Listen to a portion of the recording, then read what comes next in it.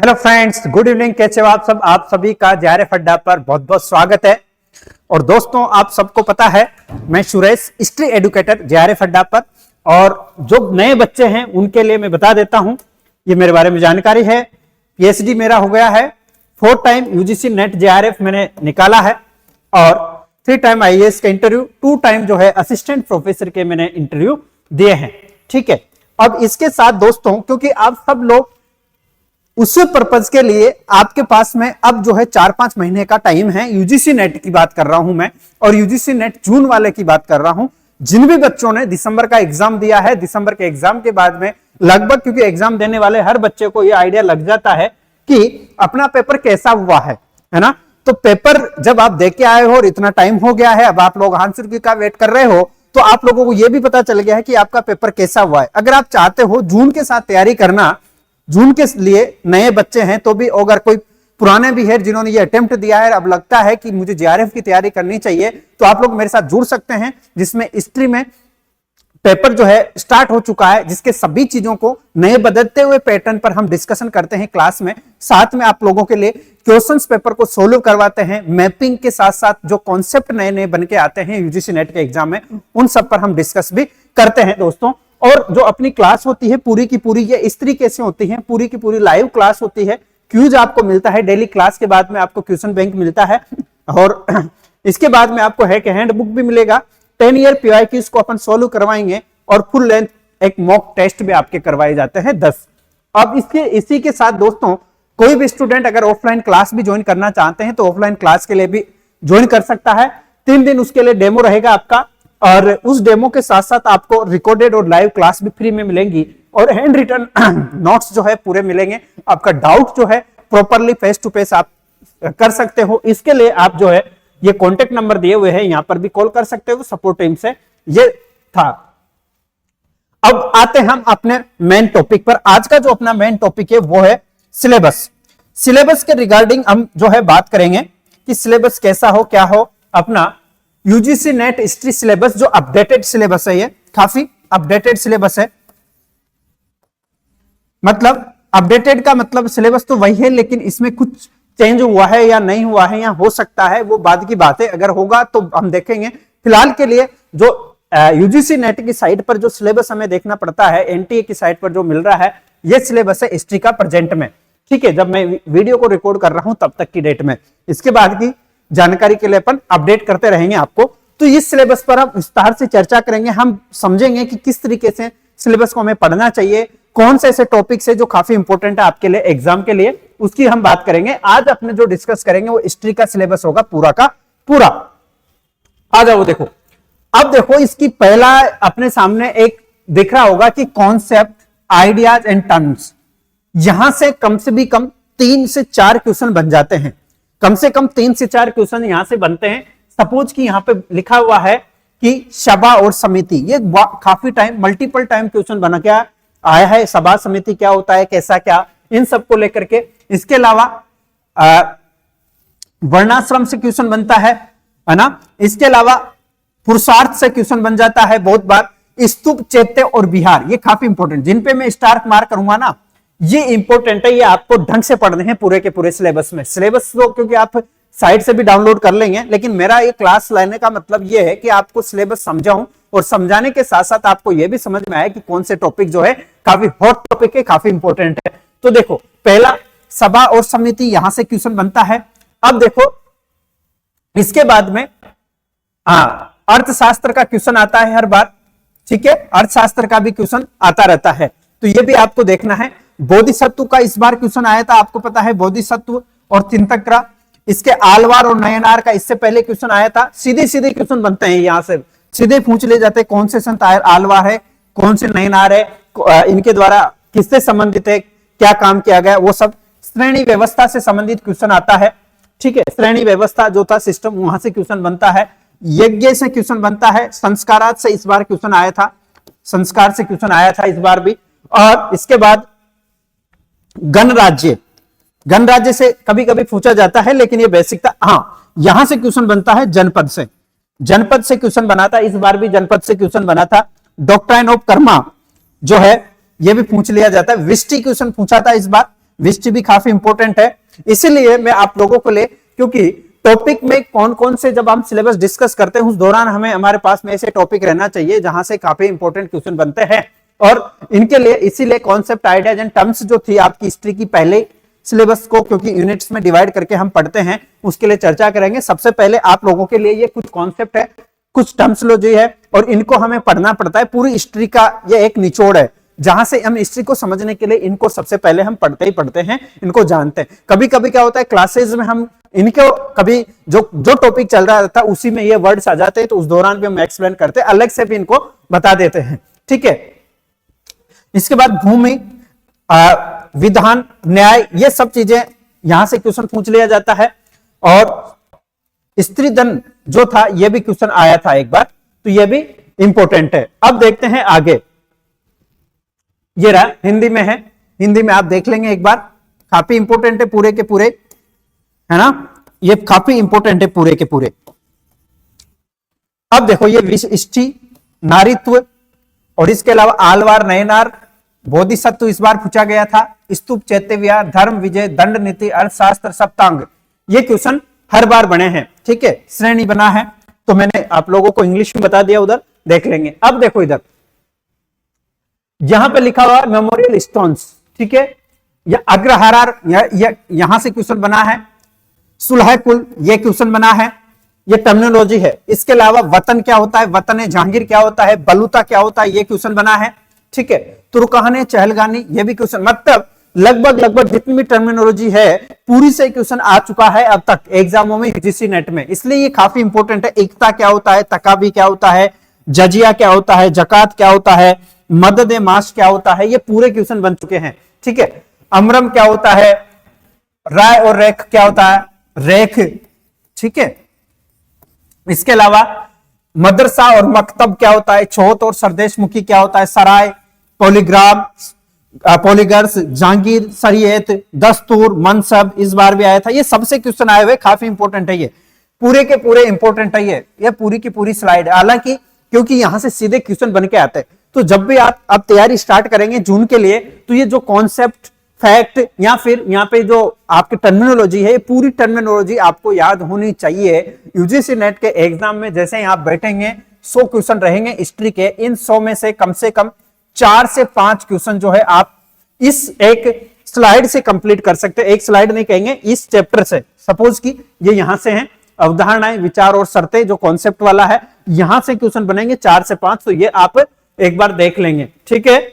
इसके बाद में उलेमा, फायरमैन, है ना, आयने 10 जो अकबर के द्वारा स्टार्ट की गई थी, परगना क्या होता है, सेना है मंडी, महलवाड़ी, Hind Swaraj, mercantilism, economic nationalism, Indian renaissance, economic drain, स्वदेशी, और doctrine of lapse, forward policy, federalism, utilitarianism, filtration theory है, डायरकी है, और पेरवांसी कॉलोनिज्म। ये पूरे के पूरे क्वेश्चंस जो है आए हुए हैं यहां से, सिलेबस में काफी इंपॉर्टेंट है। ये यहां से सीधे टर्मिनोलॉजी को पूछा जा चुका है एग्जाम में, ठीक है।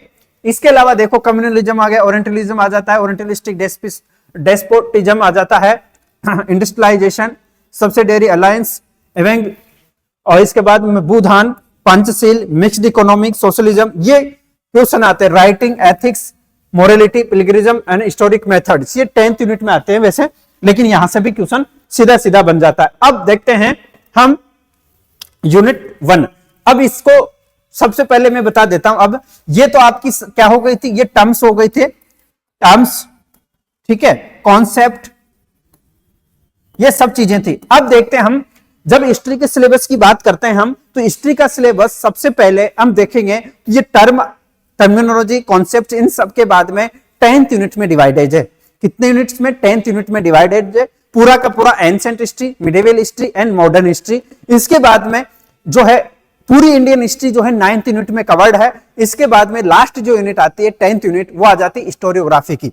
हिस्टोरियोग्राफी क्या आती है, इस प्रकार से इंडियन हिस्ट्री की 9 यूनिट है, एंड देन हिस्टोरियोग्राफी की 10th यूनिट है। कुल मिला के बात है कि हिस्ट्री को हम 10th यूनिट में पढ़ते हैं यूजीसी नेट के लिए। उसका पहला यूनिट ये रहा आपके सामने, ठीक है, ये रहा पहला यूनिट। अब देखो जब हम सब्जेक्ट को पढ़ते हैं तो इस दौरान पूरे के पूरे सोर्सेज की जब बात करेंगे तो ये आ रहा नेगोशिएटिंग सोर्सेज आ जाता है, यानी कि स्टोन एज, पूरा का पूरा स्टोन एज। ठीक है, स्टोन एज जिसको हम पाषाण काल कहते हैं, पूरा इसमें सम्मिलित है। एक्सप्लोरेशन, ठीक है, उनका एक्सकेवेशंस, एपिग्राफी पूरी, और numismatics, dating of archaeological sites, literary sources, indigenous literature, पूरा का पूरा लिटरेचर इसमें आ जाता है। तो जब हम बात करते हैं कि नेगोशिएटिंग सोर्सेज की, जब हम बात करते हैं तो पहले तो सोर्सेज रहेंगे। सोर्सेज 3 टाइप्स के डिवाइड होते हैं, एंशिएंट हिस्ट्री के पूरे सोर्सेज आ जाते हैं, और फिर आ जाता है इसका स्टोन एज। ठीक है, यहां से स्टोन एज शुरू हो जाता है। ये तो सोर्सेज है, मैं यहां पे स्टोन एज लिख दिया था, लेकिन ये तो क्या है, ये तो है सोर्सेज, स्रोत। किसी भी टॉपिक को, किसी भी सब्जेक्ट को किसी भी तरीके से जब पढ़ा जाता है तो सबसे पहले हम देखते हैं कि उसके क्या सोर्स है, कहां से हम इसको पढ़ सकते हैं, तो उसके सोर्सेज की बात होती है। इसके बाद में आता है पास्टोरलिज्म एंड द फूड प्रोडक्शन, ये सब स्टोन एज में शामिल है, जिसको एक लैंग्वेज में बोले तो स्टोन एज इसमें शामिल कर लिया जाता है। ठीक है, इसके बाद में आ जाता है इंडस वैली सिविलाइजेशन पूरी की पूरी, जिसका ओरिजिन, एक्सटेंट, मेजर साइट्स भी देखेंगे। इसकी मेजर साइट्स की मैं यूट्यूब पे क्लास लेकर आ रहा हूं आप लोगों के लिए जल्दी। ठीक है, पूरी की पूरी मैपिंग बेस्ड होगी, बहुत शानदार क्लास होने वाली है मेजर साइट्स की, तो ये आप देख लेंगे।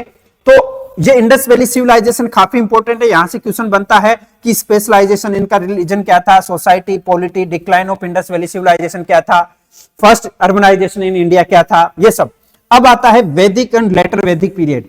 वैदिक एंड लेटर वैदिक पीरियड में आर्यन डिबेट्स है, इसके बाद में कि आर्यन कौन थे, कैसे थे, पॉलिटिकल एंड सोशल इंस्टीट्यूशंस की बात आती है, structure and theories of state, emergence of varnas, social stratifications, religious structure and theories, ये पूरे के पूरे जो है यहां से क्वेश्चन बनते हैं। और ये मेगालिथिक एंड साउथ इंडिया जो मेगालिथ है पूरा का पूरा, वहां से क्वेश्चन बन जाता है। तो ये काफी इंपॉर्टेंट है पूरी की पूरी साइट्स, क्योंकि यह सिलेबस में है तो इंपॉर्टेंट तो है ही वैसे, लेकिन कहने का मतलब है कि यहां से क्वेश्चन बनता ही है।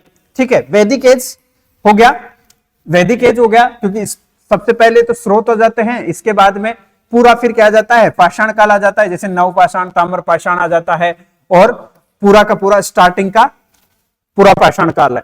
फिर आ जाती है सिंधु घाटी सभ्यता है, उसकी पूरी की पूरे पैटर्न कैसे क्या थे यहां पर, उन सबको लेकर के। अब ये इसके बाद में लौह युग आ जाता है।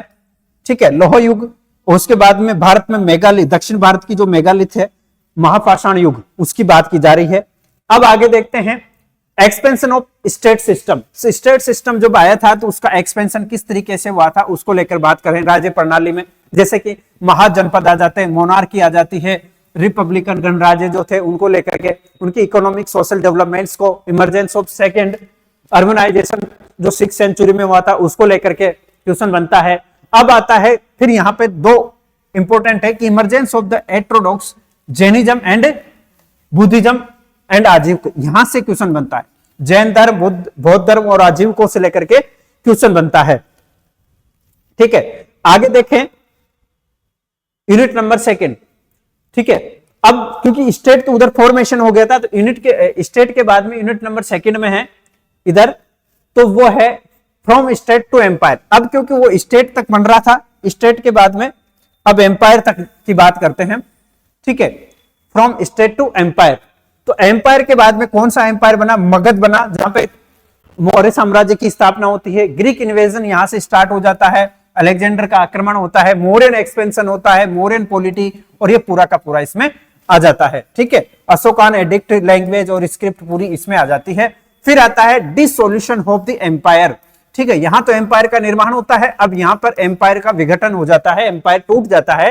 तो dissolution of empire and emergence of regional powers. अब रीजनल पावर्स बनती, कोई भी साम्राज्य का निर्माण होता है तो साम्राज्य का जब अपने पेक से होता है, तो जब उसका विघटन, डिक्लाइन होता है, तो उस दौरान, डिक्लाइन के दौरान फिर छोटे छोटे रीजनल पावर्स इमर्ज होने लगती है। और रीजनल पावर्स की बात करें तो जैसे इंडो ग्रीक हो गए थे, सुंग हो गए थे, सातवाहन थे, कुषाण थे, काणु थे, शक क्षत्रप थे, ये सब लोग जो है इस दौरान डेवलप हो रहे थे। अब आता है संगम लिटरेचर। संगम लिटरेचर जो साउथ इंडियन हिस्ट्री में पढ़ते हैं हम, साउथ इंडियन हिस्ट्री में इस दौरान 3 डायनेस्टी थी, चेर, चोल और पांड्या, उनको भी इस दौरान हम पढ़ते हैं। संगम लिटरेचर के दौरान बहुत सारा लिटरेचर उनके समय लिखा गया था। तो ये south India reflect in the Sangam literature trade and commerce second century BC की बात की जा रही है। इसके अलावा इनके ट्रेड और रोमन्स वर्ड की बात की जा रही है। इमरजेंस ऑफ द महायान और बुद्धिज्म को लेकर के खारवेल और जैनिज्म, यहां से मतलब क्वेश्चन बनते हैं। ये पूरी की पूरी गांधार और मथुरा और अमरावती स्कूल ऑफ पेंटिंग की स्कूल है, ये आर्किटेक्चर और पेंटिंग को लेकर के बात की गई है। तो ये यहां से था। यूनिट नंबर सेकंड की बात चल रही है। अब यूनिट नंबर सेकंड में ही आता है फिर से नए साम्राज्यों का निर्माण होता है, जैसे गुप्त डायनेस्टी। ठीक है, तो गुप्त और वाकाटक डायनेस्टी की बात चल रही है। ये गुप्त साम्राज्य का निर्माण होगा, जहां पर पूरी इनकी इकोनॉमिक सिस्टम, इनका land grant, land revenue system को पढ़ लेंगे हम। लैंड के बाद में गुप्ताज कॉइन को लेकर के क्वेश्चन बनता है, तो इनको पढ़ेंगे। इनका आर्किटेक्चर से क्वेश्चन आता है, इनकी जो है लिटरेचर से क्वेश्चन आता है, इनकी लैंग्वेज को लेकर के क्वेश्चन आता है, यहाँ के इनकी साइंस एंड डेवलपमेंट से लेकर के टेक्नोलॉजी से क्वेश्चन आता है, एस्ट्रोनॉमी, मैथमेटिक्स और मेडिसिन से क्वेश्चन बनता, इस बार भी बना था। मतलब हर बार गुप्ताज से क्वेश्चन आते हैं, एक दो क्वेश्चन तो बनता ही है। अब हर्षवर्धन और उसके टाइम को लेकर के क्वेश्चन बनता है। हर्षवर्धन क्या था क्या नहीं था। एक जो है सालंकायंस एंड विष्णु कुंडियंस इन आंध्र प्रदेश में जो डायनेस्टी थी, ये भी इसमें सिलेबस में पूरा का पूरा मेंशन है। दैट इज इंपॉर्टेंट है, गुप्ता एंड वाकाटक एंड हर्ष, ये काफी इंपॉर्टेंट है इस यूनिट में भी। आगे देखते हैं unit number third. Unit number third की बात करें, अब क्या होता है, अभी एंसेंट इंडिया चल रहा है। ठीक है, अब क्योंकि मैंने बात करी आपको स्टार्टिंग से, भारत जो है स्टार्टिंग में बात करें तो स्टोन एज था। स्टोन एज में मनुष्य निर्माण की एक अवस्था थी, मतलब मनुष्य अपनी मुख्य धारा में आ रहा था। लेकिन उस दौरान फिर हम देखते हैं कि रीजनल पावर्स इमर्ज होने लगती है। Regional power in the sense Indus valley civilisation का निर्माण होता है, जहां मनुष्य काफी ज्यादा डेवलपमेंट करता है। देन उसी एक फेज आता है कि वैदिक एज में। वैदिक एज में क्या होता है कि वैदिक एज में मनुष्य जो है ह्यूमन अपने वापस से उसका डिक्लाइन होने लगता है और वो एक अलग दिशा में जाने लगता है। अब इसी दौरान राज्यों का निर्माण होता है, जनपद और महाजनपदों का, तो वो चीज हमने देखी। अब राज्यों के निर्माण के दौरान एक हमने एम्पायर का निर्माण भी देखा, साम्राज्य का निर्माण हुआ। तो भारत का फर्स्ट साम्राज्य हो गया था मौर्य साम्राज्य। फिर मौर्य साम्राज्य के बाद में फिर डिक्लाइन होता है और रीजनल पावर्स इमर्ज होने लगती है। और रीजनल पावर जैसे इमर्ज हुई, उसके बाद में फिर से एक डायनेस्टी का निर्माण होता है बड़े साम्राज्य का, और वो था गुप्त एंड वाकाटक। लेकिन उनके साम्राज्य के पतन के बाद में, उनके डिक्लाइन होने के बाद में फिर से एक साम्राज्य का निर्माण होता है, इमर्ज होने लगता है। पहले तो अभी तो उनको, क्योंकि गुप्त और वाकाटक का डिक्लाइन हो जाता है, उनके बाद में रीजनल पावर्स इमर्ज होने लगती है। यूनिट नंबर थर्ड में वो आ रही है, फिर उसके बाद डिस्कस करते हैं इमरजेंस ऑफ रीजनल किंगडम्स। जब किसका डिक्लाइन हुआ, इधर गुप्ता एंड वाकाटक का जैसे डिक्लाइन होता है तो फिर रीजनल पावर्स होती है। आपको पता है किसी भी साम्राज्य का निर्माण होता है तो उस दौरान क्योंकि उनके कुछ गवर्नर्स होते हैं, कुछ क्षेत्र राज्य होते हैं, उनका निर्माण अपने आप ही होने लगता है, तभी तो डिक्लाइन होता है। क्योंकि सेंट्रलाइजेशन जो सिस्टम था इन सबका, वो कमजोर होने लगता है और जो गवर्नर्स या दूर की जो शक्तियां थी, छोटे छोटे राज्य थे, वो बड़े राज्यों के रूप में अपने आप को स्वतंत्र कर देते हैं। और इस तरीके से रीजनल पावर्स को जो है इमर्ज होने लगती है। और इन रीजनल पावर्स में देखें तो किंगडम इन दक्कन में जैसे गंगाज थे, कदम्ब थे, वेस्टर्न और ईस्टर्न चालुक्य आ गए थे, राष्ट्रकूट थे, कल्याणी चालुक्य थे, काकतीय थे, होयसल आ गए थे और यादव वंश आ गया था। ये सभी इमर्ज हुए थे इसके बाद में। अब देखिए किंगडम इन साउथ इंडिया में इस दौरान फिर कौन से बने थे, पल्लव बने थे, चेर, चोल और पांड्या। ये जो है साउथ इंडिया में इमर्ज हुए थे गुप्ताज के डिक्लाइन के बाद की बात कर रहे हैं। उसी दौरान फिर बात करें तो किंगडम इन ईस्टर्न इंडिया में पाल, सेनाज इन बंगाल, वर्ण, कुमारपुरा और ये सभी जो सोमवंशी जो है ओडिशा में है। ठीक है, सोमवंशी और भौमकार ओडिशा में था। तो इन सब को लेकर के हम बात करते हैं। अब आते हैं इसके आगे किंगडम इन वेस्टर्न इंडिया में। वेस्टर्न इंडिया के छोटे राज्य रीजनल पावर्स कौन थे, जिनसे मैत्रक थे। ठीक है, वल्लभी के मैत्रक थे, चालुक्य गुजरात के चालुक्य थे। आगे की बात करें तो किंगडम इन नॉर्थ इंडिया के थे, गुर्जर के प्रतिहार थे, कलचुरी चेदी और गहरवाल थे, परमार थे। ये सब लोग का जो है इस दौरान निर्माण होने लगता है। अब आता है characteristic of early medieval India, क्योंकि अब इस दौरान हमारे सामने पूर्व मध्यकाल, अर्ली मिडिवल इंडिया की कुछ विशेषताएं देखने को मिलती हैं। यानी कि मध्यकाल स्टार्ट होगा लेकिन अभी नहीं। उस दौरान हमारी क्या विशेषताएं रहती है, किस तरीके के वहां पे फीचर्स रहते हैं, भारत की क्या स्थिति रहती है, उसको लेकर के क्वेश्चन आते हैं, काफी इंपॉर्टेंट है। Administration, political structure, legitimations of kingship, ये सब क्वेश्चंस यहाँ से बनते हैं, बहुत सारे, काफी इंपॉर्टेंट है। अग्रणी इकोनॉमी से क्वेश्चन बनता है यहाँ की से, land grants, changing production relation, graded land rights and peasantry in water resources, taxation system, coins, currency system, ये सबसे मतलब बहुत बार क्वेश्चन बनता है, दैट इज वेरी इंपॉर्टेंट। यानी कि characteristic of the early medieval India की जितनी भी विशेषताएं थी वहां से हमेशा ही क्वेश्चन बना है। The trade and urbanisation, patterns of trade, मतलब कैसा पैटर्न होता था, कहां से किन किन राज्यों के साथ में इनका ट्रेड होता था, किन किन के माध्यम से होता था। लाइक जैसे यहां लिखा हुआ है trade guilds, trade in colonisation, south east Asia के साथ में पोर्ट से, रूट से कैसे होता था, ये काफी इंपॉर्टेंट है। पोर्ट से भी क्वेश्चन आता, इसलिए ये इंपॉर्टेंट है। अब आता है ग्रोथ ऑफ ब्राह्मणिकल रिलीजन्स। अब ये इंपॉर्टेंट हो जाता है कि ब्राह्मणिकल रिलीजन्स की ग्रोथ हो, जैसे वैष्णविज्म आता है, शैविज्म आता है, टेम्पल्स आ जाएंगे, patronage and regional ramifications, temples, architectures and regional system, ये सब से क्वेश्चन हमेशा ही बनता है। दान, तीर्थ एंड भक्ति, तमिल भक्ति मूवमेंट में जैसे शंकर, माधव एंड रामानुजाचार्य, ये सबसे क्वेश्चन हमेशा ही बनता हुआ आया है। ठीक है, ये चीज समझ में आ गई आपको। तो अब देखो ये पूरे के पूरे वही है, आप देख लेंगे यहां से। ठीक है, हाँ काफी इंपॉर्टेंट है पूरे के पूरे। अब देखो उस दौरान society, varna, jati, proliferation of caste, position of woman, gender, marriage, ये सबसे हमेशा ही क्वेश्चन बनता हुआ आया है। अब देखो ये फर्स्ट पेपर में भी है और सेकंड पेपर जो हिस्ट्री का यूजीसी नेट का है उसमें भी होता है। एजुकेशन एंड एजुकेशनल इंस्टीट्यूशंस जैसे अग्रहार, मठ, ये सब क्वेश्चन जो है आपके फर्स्ट पेपर में भी आते हैं, सेकंड पेपर में भी इंक्लूडेड है, ध्यान रखना। Debates of state formation early medieval India, तो अर्ली मिडिवल इंडिया में जो है स्टेट फॉर्मेशन होता है उसको लेकर के जो डिबेट्स होते हैं हिस्टोरियंस के बीच में, उसको लेकर क्वेश्चन बनता है। जैसे कि फ्यूडल मॉडल क्या था, यहां से क्वेश्चन बनता है। Segmentary model and then integrative model. ठीक है, अरब कॉन्ट्रैक्ट्स जैसे सुलेमान काना, अलबरूनी अकाउंट्स, इन सब से कभी कभी क्वेश्चन बनता है, बुक्स को लेकर के क्वेश्चन पूछ लेते हैं। तो ये क्वेश्चन जो थे यहां से हमेशा ही आया है। अब देखो यूनिट नंबर 4, यूनिट नंबर 4 की बात करते हैं। यूनिट नंबर 4 में अगर हम बात करें तो सोर्स ऑफ मिडिवल इंडिया, ये तो सब में चलेगा। सोर्स ऑफ तो जैसे ही सोर्स, अभी क्योंकि हम एंशिएंट हिस्ट्री देख रहे थे तो जब जैसे हमने एंशिएंट हिस्ट्री के टॉपिक को डिस्कस किया उससे पहले पहला टॉपिक आया था कि source of ancient Indian history, उसी तरीके से अब यहां पर आया है source of the medieval Indian history. तो देखो यहां क्या आया है, archaeological and epigraphic and numismatics. ठीक है, सोर्सेज, पूरे के पूरे सोर्सेज इसमें भी मिडिवल इंडिया में वही रहेंगे। The material evidence and monuments, chronicles and literary sources, Persian, Sanskrit and regional language जैसे दफ्तार, पूरी की पूरे खान्स, फर्म। अब यहाँ पे पूरा का पूरा जो इतिहास आता है ना वो एक तरीके से अरेबिक होने के साथ साथ मुस्लिम इतिहास आ जाता है। अब यहाँ पर भारत में जो शक्तियां जो भी पावर्स थी वो पूरी पूरी तुर्क थी, मुस्लिम थी। अब उन्हीं के हिसाब से वहां पे जो लैंग्वेज थी वो पर्शियन मान सकते हैं, है ना, पारसी लैंग्वेज थी। दिल्ली सल्तनत की स्थापना होती, मुगल काल होता है, वो सब इसमें आ जाएगा पूरा का पूरा। तो उनके सोर्सेज कौन कौन से थे उनको लेकर के हम डिटेल में पढ़ेंगे। And then political development, the Delhi Sultanate, the Ghurid. अब एक चीज और मैं बता देता हूं दोस्तों आपको, मैं सिलेबस डिस्कस करने का पर्पज एक ये भी है कि ये सिलेबस आपके सामने होगा। अब इसके बाद में इंपॉर्टेंट टॉपिक्स या इसकी क्लासें, हिस्ट्री की कुछ क्लासें यूट्यूब पर आपको के लिए मैं लेकर आने वाला हूं जल्दी ही। अब उसकी मंडे, ट्यूसडे और वेडनेसडे, मंडे, ट्यूसडे और वेडनेसडे को आपकी क्लासें होने वाली है और उन क्लासों को आप देखना ना भूलें। इसके लिए सबसे पहले अपना प्लान रहेगा कि सिलेबस आपको समझ में आया है, किस तरीके से हम तैयारी करेंगे। तो ये सिलेबस रहेगा जैसे हम डिस्कस कर रहे हैं। इसके बाद में आपकी क्लासें वैसे ही कंटिन्यूअसली सिलेबस वाइज चलती हुई चलेगी और उसको हम डिस्कस करेंगे इंपॉर्टेंट टॉपिक्स के साथ साथ। और भी जो बच्चे आप कमेंट करेंगे वो टॉपिक में लेकर के आऊंगा।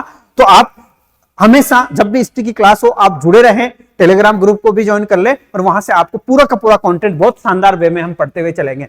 अब देखो इसमें ही आगे देखते हैं, तुगलक आ जाता है, सैयद आ जाते हैं, पूरा का पूरा दिल्ली सल्तनत है ये। ठीक है, पूरा का पूरा दिल्ली सल्तनत।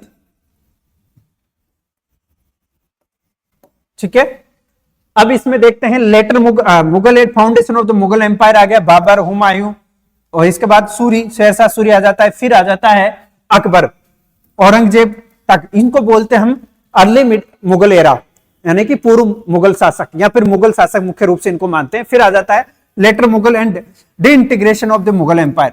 ठीक है, जिसमें बाद के मुगल शासक आते हैं जो बहादुर शाह से लेकर के 1857 की क्रांति तक के, जो बहादुर शाह सेकंड जफर था वहां तक के। अब आता है इसमें विजयनगर से, यहां पर इस बार क्वेश्चन आया था बहमन, डेक्कन एंड सल्तनत, बीजापुर, गोलकुंडा, बदार, विरार एंड अहमदनगर, इनके राइज एक्सपेंशन कैसे हुआ था, ईस्टर्न गंग, सूर्य सोमवंशी, जगपति, ये सबसे क्वेश्चन हमेशा बनता है और ये पूरा का पूरा आपके सिलेबस में शामिल है। आगे देखते हैं rise of Marathas and the foundation of Swaraj by Shivaji, its expansion under the Peshwas, Mughal Maratha relation, Maratha confederacy, causes of decline, यहां से क्वेश्चन हमेशा बनता हुआ आया है। तो अब इन सबसे हमें डिस्कस करेंगे और इनको ही लेकर के हम, क्यों इस बार पैटर्न जो आया था या फिर एक दो सालों से जो पैटर्न बदलता हुआ आ रहा था ना यूजीसी नेट का, उस पैटर्न पर हम क्वेश्चन लेकर आएंगे और उसी तरीके से हम पढ़ाई भी करेंगे जिससे हम आसानी से उन चीजों को समझ पाए। अब यूनिट नंबर 5 आता है अपना। यूनिट नंबर 5 में क्या है भाई, यूनिट नंबर 5 में एडमिनिस्ट्रेशन इकोनॉमिक सिस्टम है, कहां का, दिल्ली सल्तनत का, नेचर और स्टेट, ठीक है। तो उनकी पॉलिटिकल हिस्ट्री उधर यूनिट नंबर 4 में थी, यहाँ पे यूनिट नंबर 5 में आ जाती है, उनकी एडमिनिस्ट्रेशन अंडर द सल्तनत और नेचर कैसा था, फिर थियोक्रेटिक एंड थियोसेंट्रिक, ठीक है, इसकी बात करेंगे। लॉ ऑफ सक्सेशन की बात करेंगे, शेरशाह सूरी का एडमिनिस्ट्रेशन अलग से बात करेंगे, फिर मुगल एडमिनिस्ट्रेशन अलग से हम बात करेंगे, उस दौरान उनका प्रोविंस और जागीरदारी सिस्टम, मनसबदारी सिस्टम, इन सब क्या होते हैं, कैसे होते हैं, इनको लेकर के हम पढ़ेंगे। एडमिनिस्ट्रेटिव सिस्टम इन दक्कन, जो दक्कन के एम्पायर थे जैसे कि विजयनगर थे, उनके स्टेट पॉलिटी, बहमनी साम्राज्य का एडमिनिस्ट्रेशन पढ़ेंगे। इसके अलावा मराठा एडमिनिस्ट्रेशन से क्वेश्चन हमेशा आता है, जैसे अष्टप्रधान है ना, तो इसको भी हम डिस्कस करते हुए चलेंगे। फ्रंटियर पॉलिसी अंडर दिल्ली सल्तनत, जो सीमांत नीतियां कैसी थी और मुगलों के समय भी क्या थी, उसको लेकर डिस्कस करेंगे। इसके अलावा इंटर स्टेट रिलेशन कैसा था एक दूसरे के राज्यों के साथ संबंध में दिल्ली सल्तनत में और मुगल काल में, उसको भी हम पढ़ेंगे डिटेल में।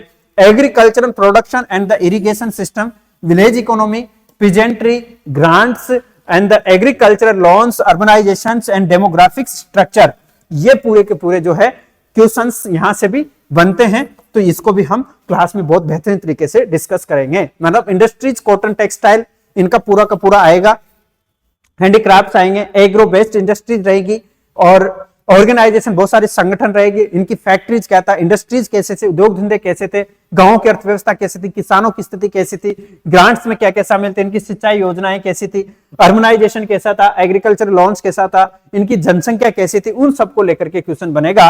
और टेक्नोलॉजी को लेकर भी क्वेश्चन बनता है, तो यहां से भी हम इनको डिटेल में डिस्कस करते हुए चलेंगे। ये देखो, उद्योग, सूती वस्त्र, हस्तशिल्प, कृषि आधारित उद्योग, कारखाने, ये सब इसमें आ जाते हैं और इनको हम पढ़ेंगे, ठीक है।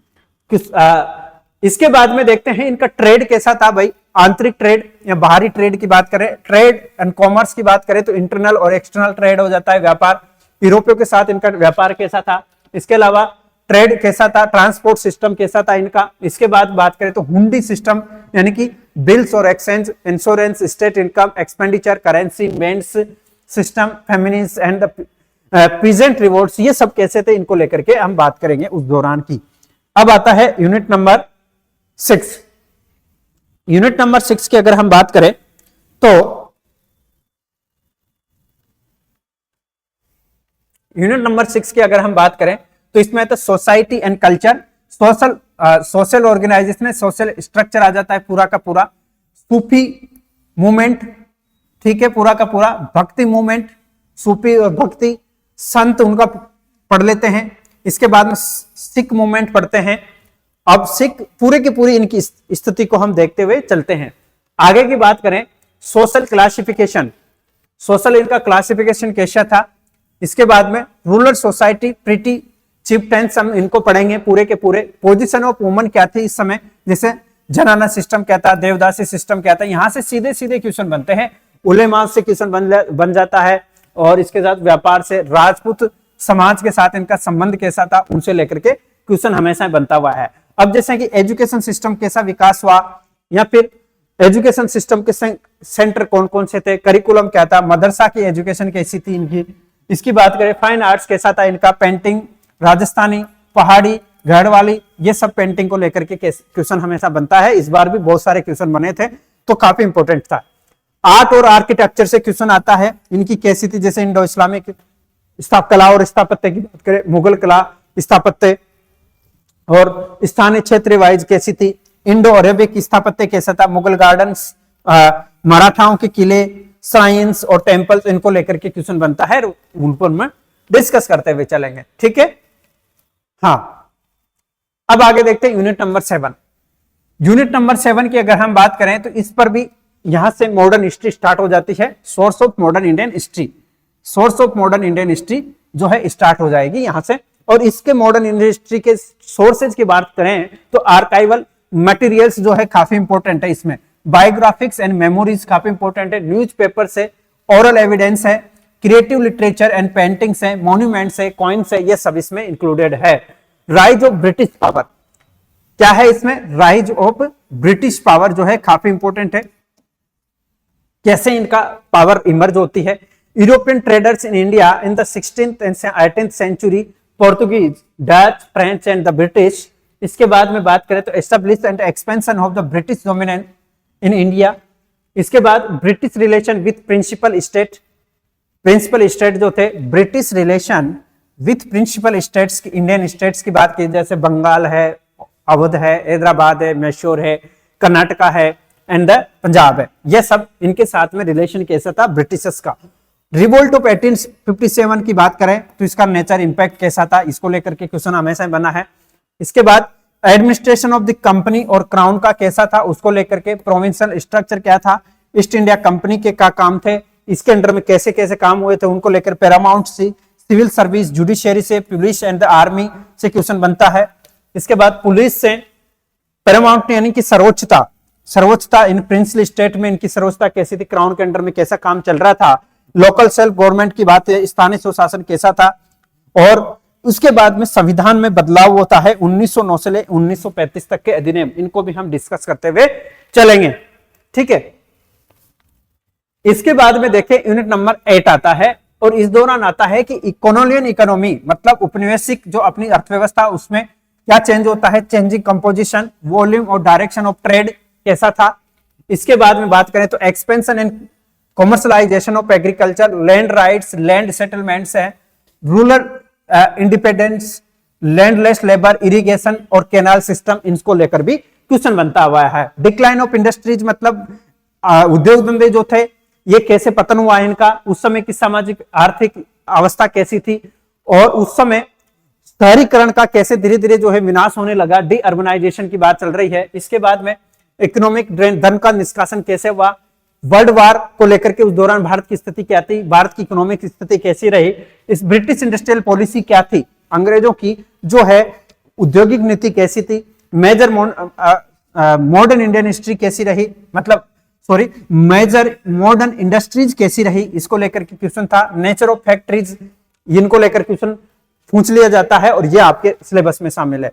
अब बात करें monetary policy, banking, currency, exchange, railway, road transport, इनसे क्वेश्चन बनता है। Growth of new urban centres में न्यू फीचर्स क्या थे, प्लानिंग क्या था, स्थापत्य कैसी थी इनकी, और अर्बन प्रॉब्लम्स क्या था, गांव में कैसी प्रॉब्लम थी, सोसाइटी किस तरीके की बन रही थी, इसको लेकर के क्वेश्चन बनते हैं और ये आपके 8 नंबर में है। मॉडर्न हिस्ट्री ये चल रहा है। आगे देखें यूनिट नंबर 9 में, सॉरी यूनिट नंबर अभी तो 8 ही है, अभी तो 8 है। 8 में देखें तो अकाल उस दौरान अंग्रेजों के समय कौन से पड़े थे, एपिडेमिक्स महामारियां कौन सी थी, गवर्नमेंट की पॉलिसी को लेकर के, ट्राइबल और पीजेंट मूवमेंट कैसे थे, किसानों और आदिवासियों के आंदोलन, इस समय ट्रांजिशन पीरियड था, कॉन्टेक्ट विद क्रिश्चियनिटी यानी ईसाइयों के साथ संपर्क हुआ क्योंकि मिशनरीज और उनके मिशन बहुत सारे आते थे भारत में। Critic of Indian social and economic practices, Bharat के जो समाज था उसमें सामाजिक आर्थिक स्थिति कैसी हो गई थी, एजुकेशनल और अदर एक्टिविटीज कैसी रही, उसको लेकर के। न्यू एजुकेशन गवर्नमेंट मतलब अंग्रेजों के द्वारा जो है पॉलिसी अपनाई गई थी एजुकेशन को लेकर, वो कैसी थी, इंग्लिश लैंग्वेज को लेकर, मदर टंग को लेकर के, development of science technology, public health को लेकर अंग्रेजों के समय क्या क्या काम हुए थे, वहां से क्वेश्चन बनता है। अब देखते हैं Indian renaissance, that is very important. ठीक है, इंडियन रेनेसां से हमेशा क्वेश्चन आया है कि सोशल रिलीजियस रिफॉर्म कैसे थे, हमारे सामाजिक आर्थिक सुधार, और मिडिल क्लास को लेकर के कास्ट सिस्टम क्या था, कास्ट एसोसिएशंस कैसे थे, कास्ट मोबिलिटी क्या थी, women's question, national discourse, women के संदर्भ में राष्ट्रीय जो है उनके बीच में डिस्कोर्स होने लग गया था, वुमेन्स ऑर्गेनाइजेशंस कौन सी थी, ब्रिटिश लेजिस्लेशन क्या था, concerning women, genders identity, constitution positions क्या थी, इसको लेकर भी इस समय जो है डिस्कशन होने लगे थे, तो उसको लेकर हम पढ़ेंगे। द प्रिंटिंग प्रेस को लेकर के क्वेश्चन आते हैं कि कौन कौन से न्यूज़पेपर थे, आर्टिकल्स थे, कौन कौन से आर्टिकल्स पब्लिश हुए थे, उनको लेकर के पढ़ेंगे। मॉडर्नाइजेशन ऑफ इंडियन लैंग्वेज कि भारत की जो लैंग्वेज है उनको आधुनिकरण कैसे होने लगा था, रीओरिएंटेशन कैसे हुआ पेंटिंग्स में, म्यूजिक में, परफॉर्मिंग ऑफ आर्ट्स में, इन सबको लेकर के डिटेल में डिस्कस करते हुए हम चलेंगे। इसके बाद में यूनिट नंबर आता है 9। यूनिट नंबर 9 आ गया है। अब यूनिट नंबर 9 में अगर हम देखें तो आपको दिख रहा होगा rise of Indian nationalism. Rise of Indian nationalism की बात की जा रही है। तो राइज ऑफ इंडियन नेशनलिज्म कब राइज हुआ था आपको पता है ना, 1885, यानी कि कांग्रेस की स्थापना से लेकर के भारत में राष्ट्रीय आंदोलन शुरू होने लगता है। और वहां से उनकी कंडीशन कैसी, social economic basis of nationalism, मतलब सामाजिक और आर्थिक स्थिति उस समय राष्ट्रवाद की क्या थी। British Indian National Congress, birth of Indian National Congress, भारतीय राष्ट्रीय कांग्रेस की स्थापना का होती है, उसको लेकर पढ़ेंगे। उसकी आइडियोलॉजी क्या थी, उनके प्रोग्राम्स स्टार्टिंग में कैसे थे, बाद में कैसे होते, जैसे नरम दल, गरम दल, क्रांतिकारी, उन सबको लेकर के इसमें आ जाएंगे। राष्ट्रीय आंदोलन, फिर गांधी जी का आगमन हो जाता है। तो अब देखो यहां पे आ रहा है कि the programmes of the Indian National Congress 1885 से लेकर के 1920 तक, early nationalist, nationalist and the revolutionary. इसके बाद में देखते हैं स्वदेशी एंड स्वराज को लेकर के क्वेश्चन बनता है। गांधीयन एरा की बात की जा रही है, गांधी जी के द्वारा कौन कौन से मूवमेंट किए गए थे, यहां से ये काफी इंपॉर्टेंट है। गांधीयन मास मूवमेंट जिसमें सुभाष चंद्र बोस आते हैं, आईएनए उनका आईएनए और सुभाष चंद्र बोस। फिर आता है role of middle class in national movement में, woman participation in national movement की बात आए, लेफ्ट विंग पॉलिसीज आएगी, politics sorry, depressed class movement आ जाता है। मतलब लेफ्ट विंग का मतलब है कि जो लेफ्ट विंग की पॉलिटिक्स होती थी उसकी बात चल रही है। दलित समाज को लेकर के जो आंदोलन चल रहा था उसको लेकर के, सांप्रदायिक पॉलिटिक्स की बात चल रही है, मुस्लिम लीग की जेनेसिस ऑफ द पाकिस्तान के निर्माण की बात चल रही है, टुवार्ड्स इंडिपेंडेंस ऑफ पार्टीशन, और इस दौरान भारत का निर्माण और भारत का विभाजन, एक्चुअली भारत के विभाजन और पाकिस्तान के निर्माण की बात चल रही है, और भारत का आजादी की भी बात इसमें चलेगी। ठीक है, तो यहां से हम भारत की आजादी तो करेंगे, इंडिपेंडेंस ऑफ इंडिया की तो बात करेंगे, लेकिन आफ्टर इंडिपेंडेंस की भी हम पढ़ेंगे इसमें। ठीक है, आफ्टर इंडिपेंडेंस का भी हम पढ़ेंगे तो हो जाएगा ये। ठीक है, अब आती है आपकी लास्ट यूनिट आएगी 10th यूनिट। ये देखो स्वतंत्रता और विभाजन की ओर जो चीजें थी उनको लेकर के हम पढ़ते हुए चलते हैं इसमें, वामपंथी राजनीति, ये सब चीजें। अब आती है आपकी इसी यूनिट में कुछ और टॉपिक जो है, इंडिया आफ्टर इंडिपेंडेंस की बात करें। इंडिया जो स्वतंत्रता के बाद में क्या हुआ था, क्या पॉलिसीज हो गई थी इंडिया की स्वतंत्रता के बाद में, जैसे कि चैलेंज जो पार्टीशन, भारत का विभाजन हुआ तो क्या चैलेंज रही, क्या जो चुनौतियां रही थी, भारत का इंटीग्रेशन कैसे हुआ, इंडियन भारत के जो शक्तियां थी उनको कैसे इंटीग्रेट किया गया है पूरी प्रिंसली स्टेट्स को। इसके बाद में कश्मीर, हैदराबाद और जूनागढ़ को कैसे किया गया, भीमराव अंबेडकर द्वारा जो है भारत के कॉन्स्टिट्यूशन का निर्माण किया गया, उसकी विशेषताएं क्या थी, ब्यूरोक्रेसी जो था इसकी क्या विशेषताएं थी, भारत की एजुकेशन पॉलिसी कैसी रही, इकोनॉमिक पॉलिसी कैसी रही भारत की, और प्लानिंग जो है प्रोसेस कैसा रहा, इनका योजना आयोग की बात चल रही है। लिंग्विस्टिक रीऑर्गेनाइजेशन, भारत में भाषाई जो स्टेट बने थे उनको लेकर के क्या बात हुई, कैसे आयोग बने, उसको लेकर पढ़ेंगे। भारत की विदेश नीति और कौन कौन से इनिशिएटिव लिए गए, जैसे पंचशील लिया गया, dynamics of Indian politics, emergency की बात कर सकते हैं, लिबरलाइजेशन यानी कि उदारवादी एलपीजी लिए थे, उदारवादी प्राइवेटाइजेशन यानी कि liberalisation, privatisation and globalisation on Indian economy. इसके प्रेरणा जैसे मनमोहन सिंह जी थे, बहुत जबरदस्त भारत के प्राइम मिनिस्टर रहे थे, उनको लेकर के क्वेश्चन बनते रहते हैं। एलपीजी को लेकर बनते हैं एक्चुअली, एलपीजी, लिबरलाइजेशन, उदारवादी, प्राइवेटाइजेशन एंड ग्लोबलाइजेशन, वैश्वीकरण, इन सबको लेकर के क्वेश्चन इसमें बनता आया है। ठीक है, ये चीज हमने देखी। इसके बाद में देखते हैं आज की लास्ट यूनिट है आपके सिलेबस की हिस्ट्री की। अब इसमें पूरा का पूरा हिस्टोरियोग्राफी आ जाता है। History of methods, historical methods कैसे हैं, जैसे रिसर्च है, मेथोडोलॉजी है, हिस्टोरियोग्राफी है, इनको हम पढ़ते हैं। जैसे हिस्ट्री का क्या स्कोप है, scope and importance of history, objectivity and बाइस ऑफ इन हिस्ट्री, मतलब इतिहास में। तो हिस्टोरियोग्राफी इतिहास लेखन है एक तरीके का ये।